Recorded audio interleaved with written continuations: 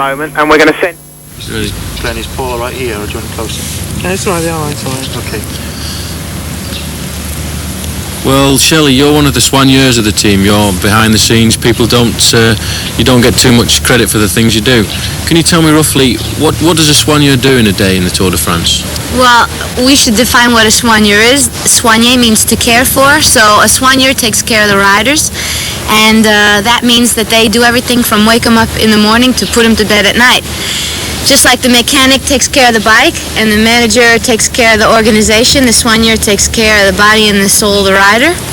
So a typical day would be we wake up, a good amount of hours before the boys, maybe 5-6 o'clock, depending on the start time, and we go down and we wash all the cars and we prepare food to eat for all the managers and the directors and the mechanics who follow the race, and we prepare all the food for the boys, what they're going to eat at the start and in the race in the feed zone.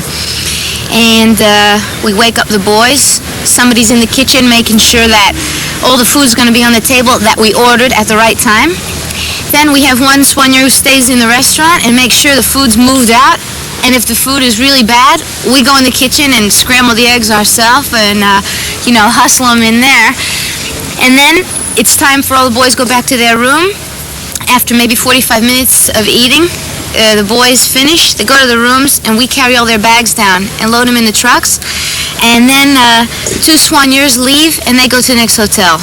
And the other 2, me, for instance, I go to the race. We go to the start, and we recuperate all the water and the free Coke that the race gives. And then we warm up the boys' legs with, if they want suntan lotion, if they want just a shake out, if they want something for the cold, for the heat, for the sweat, for fat legs, I don't know. We take care of their legs, give them their food, give them a hat, put zinc on their nose, send them off, try to get out of there before they leave and go to the first feed. And then when we get to the first feed, hopefully before they do, we get the bags ready with the bottles and the musette bags that has all the food we prepared in it. And we go out on the road and the boys come by, they look for our jerseys, and we hand them their food. And that's usually okay, 9 bags for 2 soigneurs, but sometimes in the Tour, for example, in the mountain stages, one soigneur has to hand up all the 9 bags, so it's pretty good practice to do that. And then the race is over. We're at the finish before they are. I have the badge to do the finish line. I'm at the finish line. I get all the numbers for control. The boys finish. I'm all fresh like a daisy, and I was raced. Give them a drink, wipe their face, get them to the podium if they have to go, get them to the car. We know where the hotel is. We get in the car, we drive, get to the hotel, and within 10 minutes that we're there, we start stroking the boys. So people think that our job is kind of glamour and that massage is all we do, but that's like the easiest part of the day. It's the easiest part. So really, at the end of the day, do you think it makes a difference to the riders whether they're looked after by a man or a woman? Well, you have to ask the boys, but I try to change my earrings and put a little lipstick on. Maybe they like that, I don't know.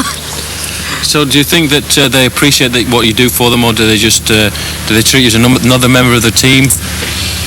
Well, that's an interesting point, because everyone thinks this one year is a real glamorous job. Tour de France, Tour de Italy, Tour of Spain, we travel all over, that's true, but it's not that glamorous as far as our work is concerned. You have to really love your job to do your job well, to do this kind of job well. And the boys sometimes take it for granted that everything is always done for them. But when they have a little minute to think and when they're nice and relaxed, then they reflect on the mechanics and the soigneurs, and it all comes back in the end, especially when we get good results. But sometimes when a rider, something goes wrong with his bike, the first thing he does is he blames the mechanic. When there's something wrong with his body, does he blame you? Well, the first thing one of my riders did today was yell at me, where was his bag at the finish? Where was the car? Where was the drinks? Where was his jersey? Where was everything, And we're the first person that they see after maybe 7 hours on the bike, and so they freak out, and if they're feeling bad, then they kind of let it out, And in massage, they say what's bad and what's good, and it's sometimes crazy to balance them out, The last thing I want to do is tell a rider how bad his legs are. if they're really blown up or they're really sore. The last thing I would do is tell him in the middle of the Tour de France, your legs are shot, you know. So it's a motivating factor, the massage and the soigneur. So we have to motivate the boys, and hopefully they won't yell at us if their legs are bad. So really, you're like a mother hen. You herd them around and push them through the day. You get them through these 3 weeks. Is a lot of the motivation on the psychological side? The boys who do races like this are something special, you know, and they have to be focused and concentrate on the race, and then the job of the soigneur is to make sure they stay that way and keep their morale up. So if we can crack a joke, that really helps them out, and if we can help them stay motivated, that's what's important, you know. So when you're preparing the food for the races, what sort of things do they like? Do they have likes, dislikes?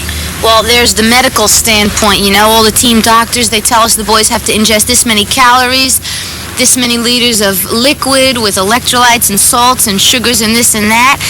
And they should have sugars, glucose type things and fructose type things and carbohydrates in the feed bag. Okay, now there's many teams in the peloton that the boys throw out the same stuff every day because it's the same thing they get for 150 races a year. But my theory is different. I want the boys to be happy, and I want them to, I don't want them to yell at me, you know, so I try to change the feed a little bit. For example, right now I'm going to prepare the feed, and I'll put in an energy bar and some cut up oranges, and I'll put in some apple tarts and another kind of a tart, okay, that will be the sugars, and a bottle of liquid glucose, and that will be all the glucose and fructose things. And then I'll make some sandwiches, one with ham and cheese and tomatoes and some herbs, and then the other one with like a pudding with raisins. But you know, these guys are human. They're not horses or something. I don't want them to yell at me. I want them to be happy and change the food around a little bit. So Shelley, do you enjoy your job, or would you want to change it for anything else? I don't want to change it right now. While I'm happy and I have all this energy, I want to do this. But when the day comes that I don't have this anymore, that I'm miserable, then I'll stop. But it's still going pretty strong. Thanks, Shelley. Okay. Was it good? Brilliant. Superb.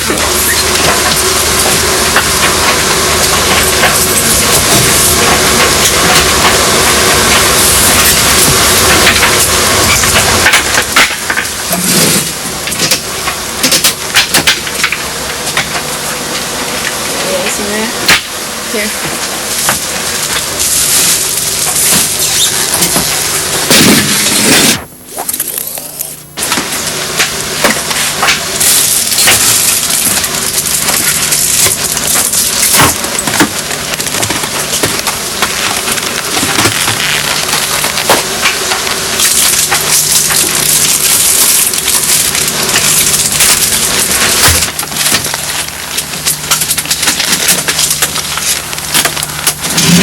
Are you hungry? Are you hungry now?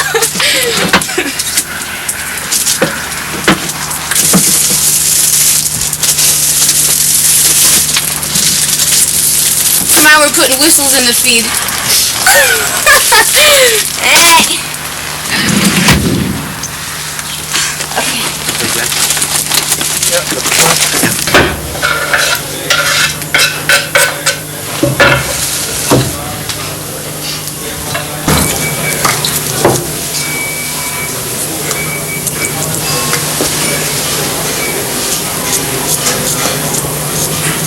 Good thing Paul's not seeing this.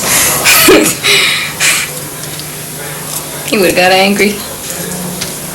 Probably didn't have this when he was a rider.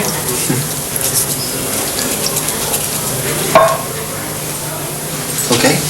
Yeah.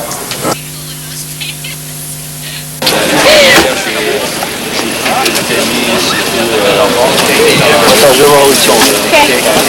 Bye bye. à droite, Marc. Are you doing any rub downs today or not? Nothing. No, but I could do one if you want. Yeah, that'd be very helpful actually. Je peux faire quelque chose pour le temps, pour télévision. What do you do? Put on. You want Peniton? German baby oil? J'ai fini une enfant depuis 2 mois. Et dis-moi, est-ce que tu as eu des propositions de journalistes, des journaux hollandais qui savent que tu veux devenir journaliste Non. Tu as déjà eu des contacts en Hollande? Non, pas beaucoup. Non, j'ai pas beaucoup de contacts, mais je parle avec les journalistes. Mais Ils savent que tu veux devenir journaliste? pas tout le monde. Parce qu'ils n'ont jamais demandé à moi qu'est-ce que tu veux faire après ton carrière. Mais moi, je ne pensais pas encore à la fin de mon carrière. Non, 27 ans.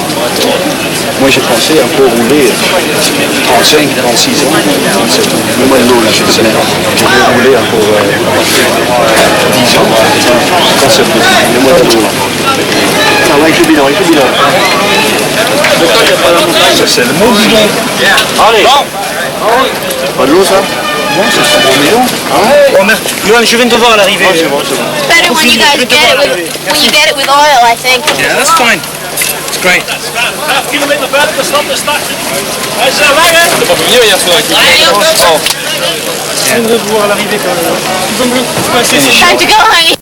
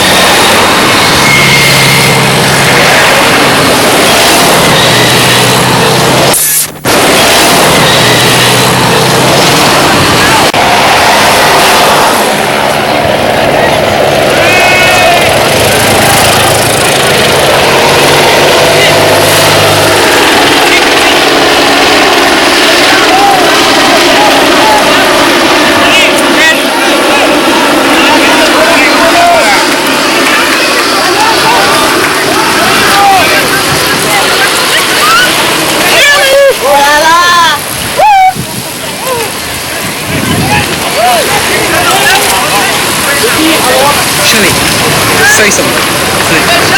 Well, the boys were hungry enough to slow down. We're getting out of here. Ouais, alors une fille qui m'a... Et après, eux dit à moi, ouais, alors une fille qui m'a... Mais comment faire ça? Je dis, je masse. Et rien. Et ça excite les courage. Non. Et je dis, et non, qu'est-ce que tu penses? Moi, je masse de grands choses. Les radios aiment bien ça. C'est sexy.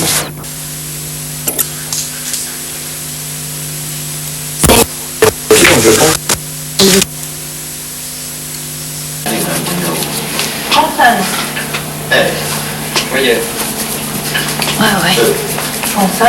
Tu as vu ton programme aujourd'hui? Pourquoi? Le programme de les vieux en télévision. Et moi, j'apprends. Là, toi, tu dis, oh, ça c'est la merde. Mais aujourd'hui, c'est Louis Ocaña. Tu as vu? Ah lui? non, j'ai pas Et regardé. lui, ma jeune a tombé. Ouais, je sais, dans le col. Et Merckx voit pas. Merckx aussi voit dans le cas. Non. Pour les voitures. Qu'est-ce que tu as dans les jambes aujourd'hui? Hein? On voit rien. Beaucoup mal aux jambes, ouais. Ouais, beaucoup mal au bras, moi.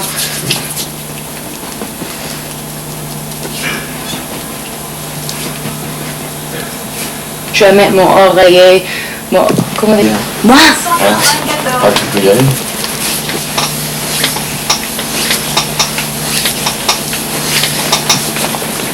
Ça tire un peu, mais c'est bon. C'est quoi? Ça tire un peu. Ça tire? Ouais, mais c'est bon. Non, mais c'est bon, tu peux y aller.